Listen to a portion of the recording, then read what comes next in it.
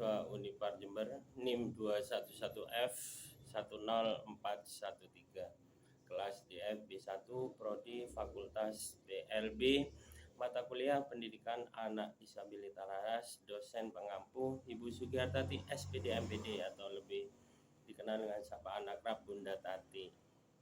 Assalamualaikum.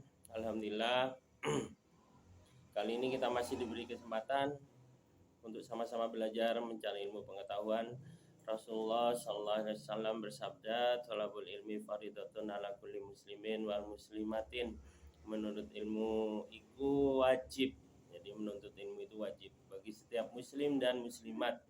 Hadis riwayat Ibnu Majah. Oleh karena itu kita harus bersungguh-sungguh, harus tetap belajar, niatkan sebagai ibadah, insya Allah akan memberikan berkah untuk kita semua, amin. Nah, pada kesempatan hari ini mari kita belajar untuk lebih mengenai anak tunalaras. Tunalaras berasal dari dua kata. Yang pertama yaitu tuna yang berarti kurang dan laras yang berarti sesuai. Menurut peraturan pemerintah nomor 72 tahun 91, tunalaras adalah gangguan atau hambatan kelainan tingkah laku anak sehingga kurang dapat menyesuaikan diri dengan baik terhadap lingkungan keluarga, sekolah, dan masyarakat. Pembelajaran video sebelumnya mengenai anak disabilitas laras, kita bahas mengenai yang sebelumnya, yaitu pengertian definisi anak disabilitas laras, sejarah, model konsep teori pendekatan ketunalarasan, klasifikasi disabilitas laras, karakteristik disabilitas laras, itu sudah kita pelajari sebelumnya. Baik, kali ini kita akan belajar bersama mengenai yang pertama screening dan identifikasi disabilitas laras, yang kedua asesmen dan kurikulum anak disabilitas laras, yang ketiga anak serta remaja disabilitas laras dan kebutuhan pendidikannya. Yang selanjutnya yaitu teori dan faktor penyebab disabilitas laras, yang kelima penanganan anak disabilitas laras, yang keenam layanan kompensatoris anak disabilitas laras, yang ketujuh kajian mandiri tentang disabilitas laras. Yang pertama yaitu screening identifikasi disabilitas laras. Identifikasi merupakan upaya untuk mengenali yang diduga memiliki kebutuhan khusus. Pengenalan atau identifikasi anak berkebutuhan khusus merupakan proses yang paling penting karena menentukan langkah selanjutnya dalam melakukan asesmen. Proses asesmen digunakan untuk menentukan program rencana pembelajaran yang tepat. Tujuan penelitian ini mendeskripsikan yang kedua yaitu asesmen dan kurikulum anak disabilitas laras. Asesmen adalah upaya untuk mendapatkan data dan informasi dari proses dan hasil pembelajaran untuk mengetahui seberapa baik kinerja mahasiswa atau program studi dibandingkan terhadap tujuan kriteria capaian pembelajaran tertentu. Setelah diperoleh hasil asesmen, maka dilakukan proses penilaian.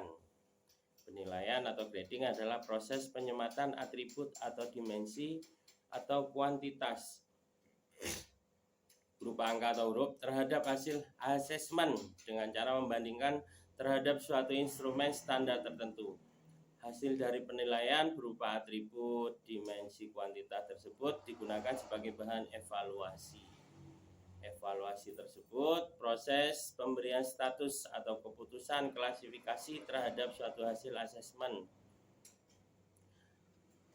Baik, ini backlight terus ya. Dalam dunia pendidikan, kurikulum menjadi hal yang sangat penting. Tanpa adanya kurikulum yang tepat, para peserta didik tidak akan peroleh target pembelajaran yang sesuai.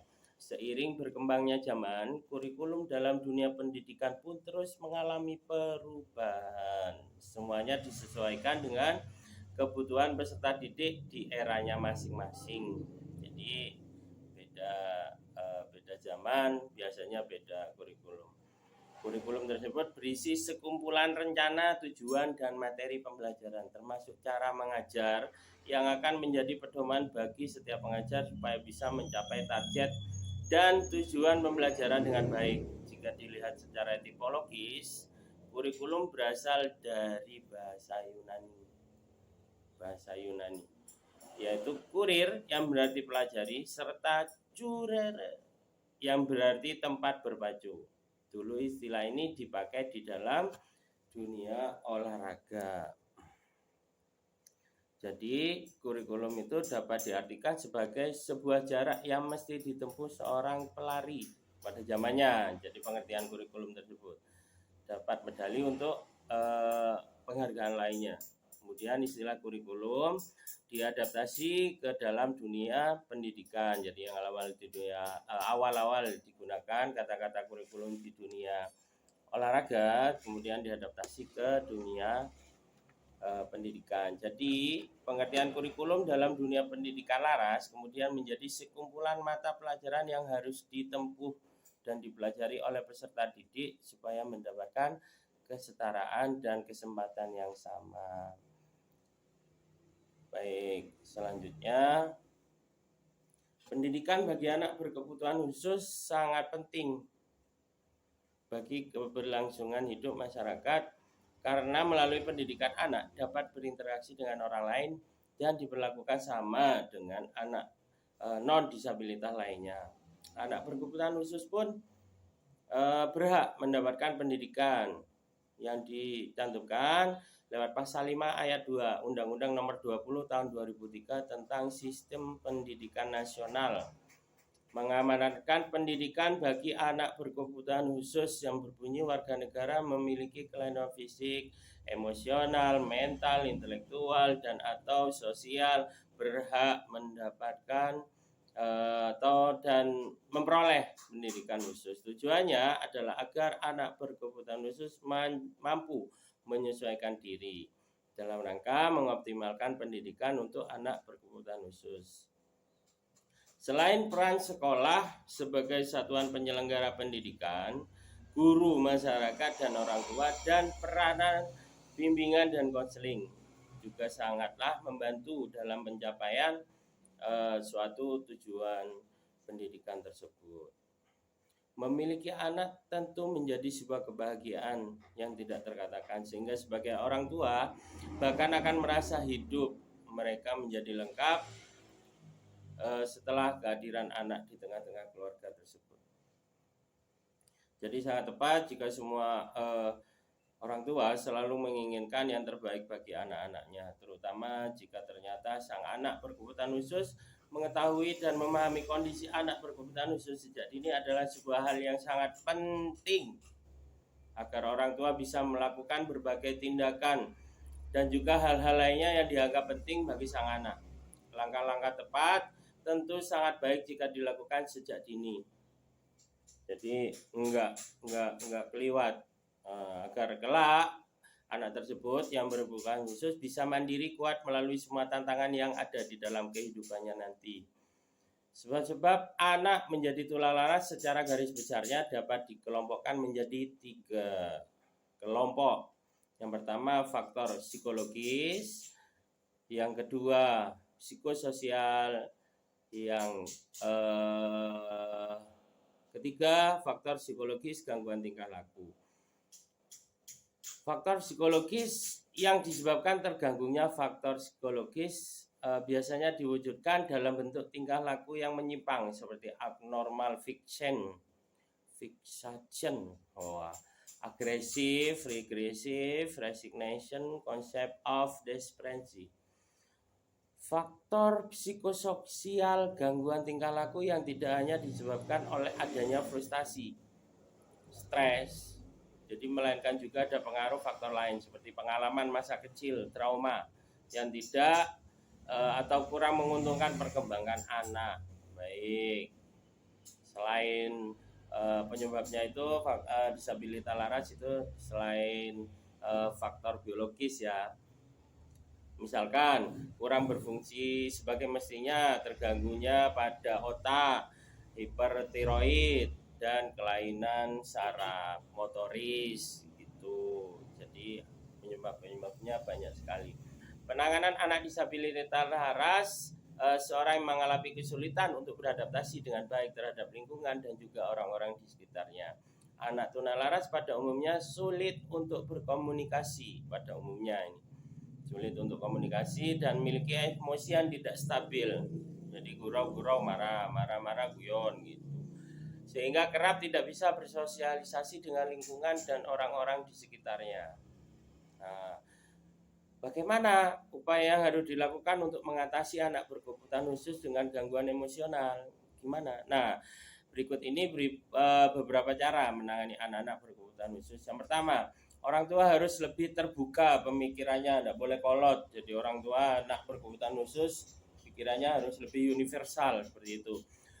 Berikan motivasi, perhatian dan bimbingan. Kemudian adaptasi anak. Jadi ikuti alur anak itu maunya gimana. Meningkatkan kedekatan emosional dengan anak. Selanjutnya ajari anak untuk mengeksplor keterampilannya.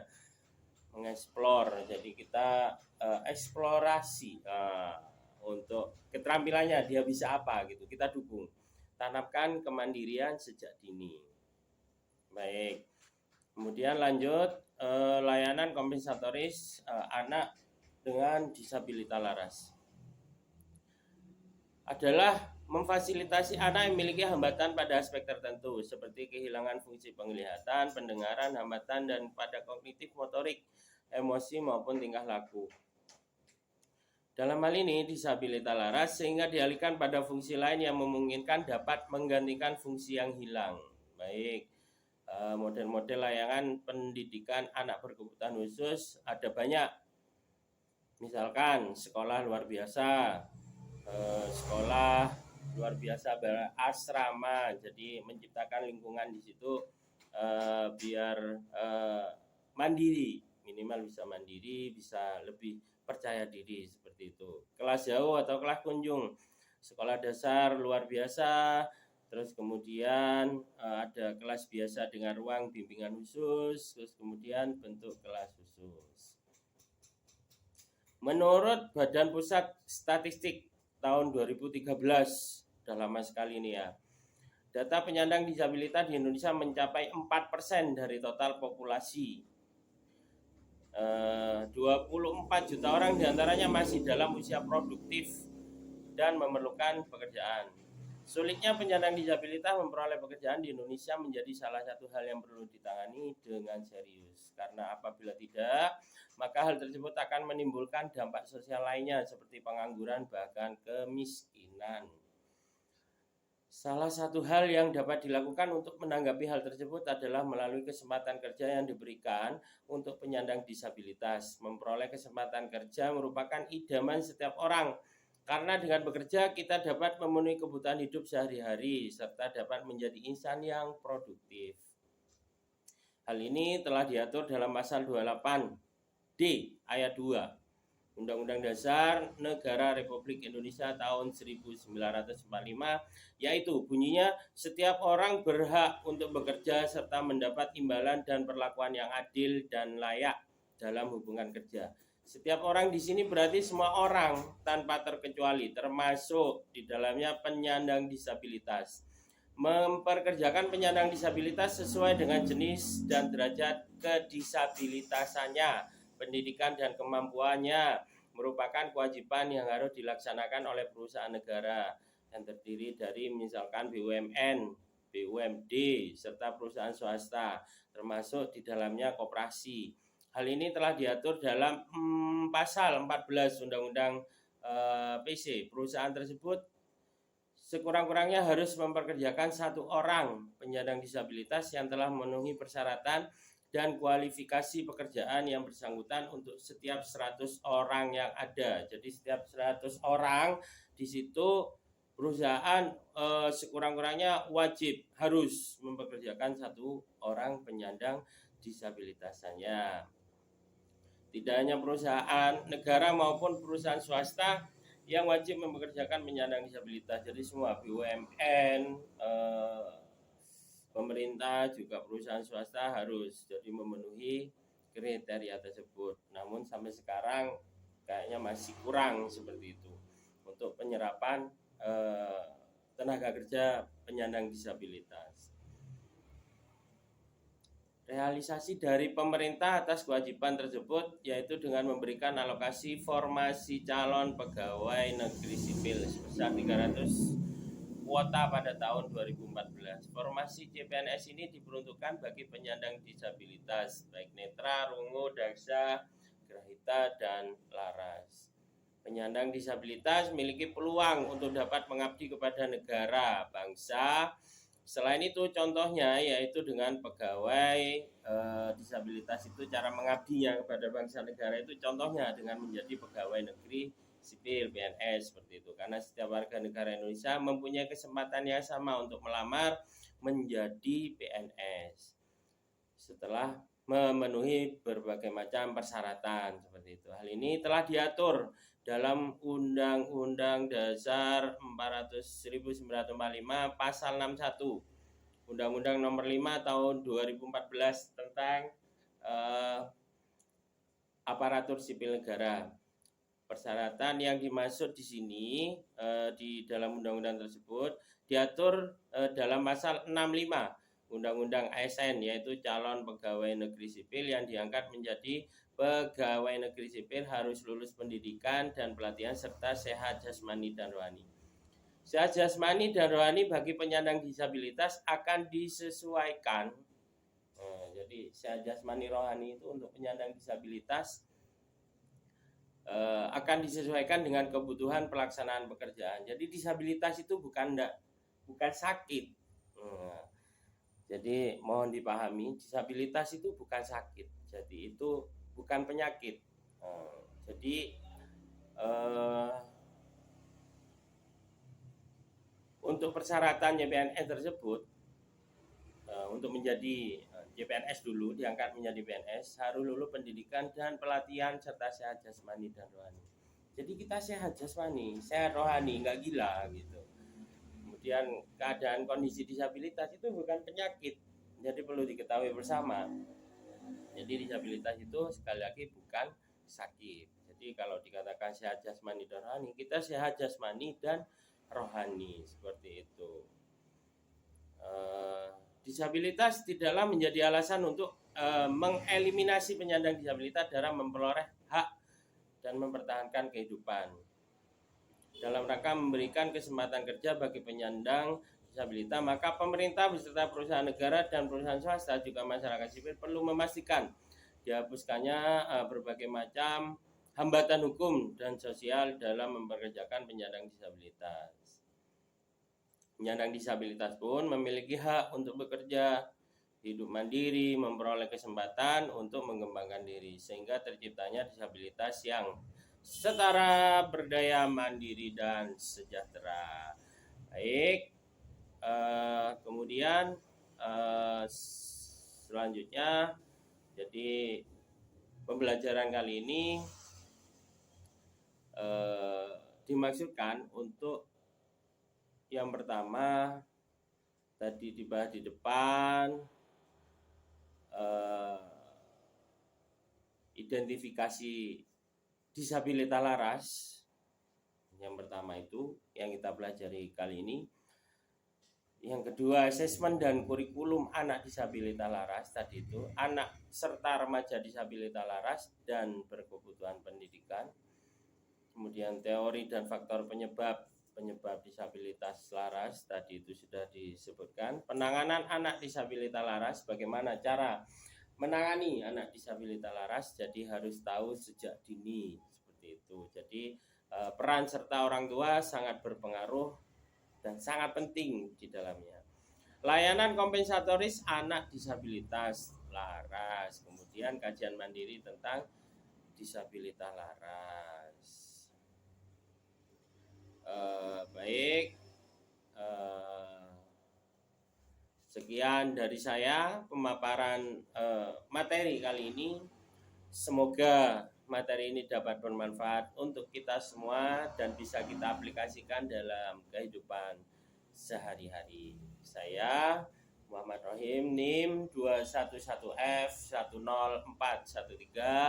Mohon undur diri, tetap semangat, selamat beraktivitas, jangan kendor, tetap berjuang. dilarang sambat. Sampai jumpa. Saya akhiri. Assalamualaikum warahmatullahi wabarakatuh.